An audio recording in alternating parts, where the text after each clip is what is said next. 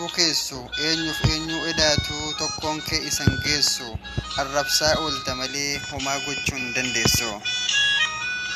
Isin warri feesbuukii kan kalee qabsoo bare inni waa meeqa hojjetee bira tare lafa duwwaa teettanii maaliif lallaayitu dubbii jechoonni keessan baay'ee guutudha keessan gumbiin jechoonni keessan baay'ee guutudha keessan gumbiin.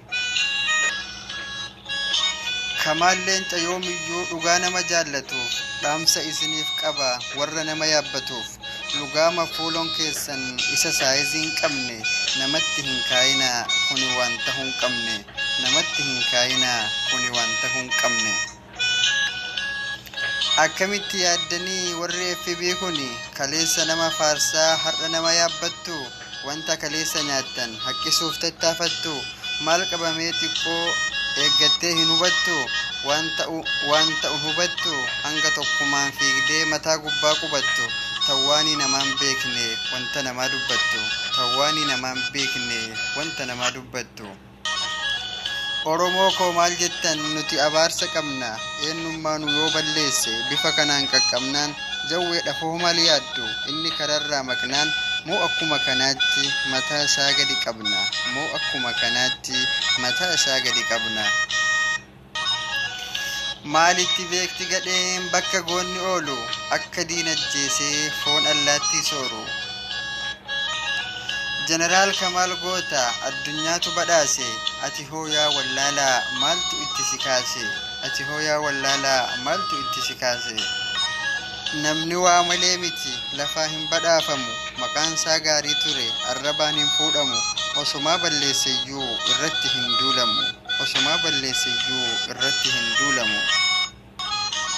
Hunduu miidiyaa qabdan isa mataa keessanii irratti ol baatanii dubbatuu dandeessanii mee maal faa irraa beektu maali rakkoon keessanii mee maal faa irraa beektu maali rakkoon keessanii. Anka maal faarsuuf miti balleessu haasirraahu kanan dubbataa jiru warra dubbii akaahu kama isan beeknetu dhufee isa arrabsa hojii isaa gaarii galee kararra jala maqsa hojii isaa gaarii galee kararra jala maqsa. Carraan kenna yoo maraa walitti duuluu taate yoo lubbuun nama kennan hobbaate akka ilaalcha kootti biyyi teenna caccabdee sooriyaa gadi taate biyyi teenna caccabdee sooriyaa gadi taate.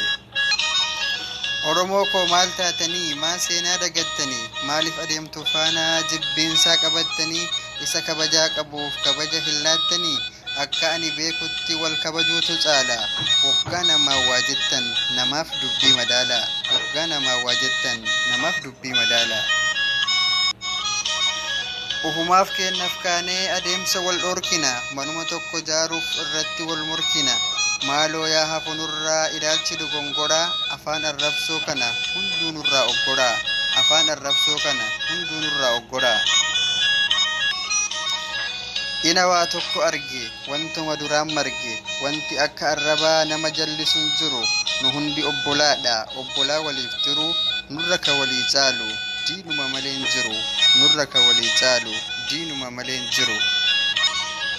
Sagalee kam dhageessa kan firaa moo kan ormaa wanta keessan beeknetti maaliif galchita morma kan hamminaan guutame karaan cubbuuf kijibaa gaafa itti seenan miti deebitti nama dhibaa gaafa itti seenan miti deebitti nama dhibaa. Baay muhee badhaasa waaqaa.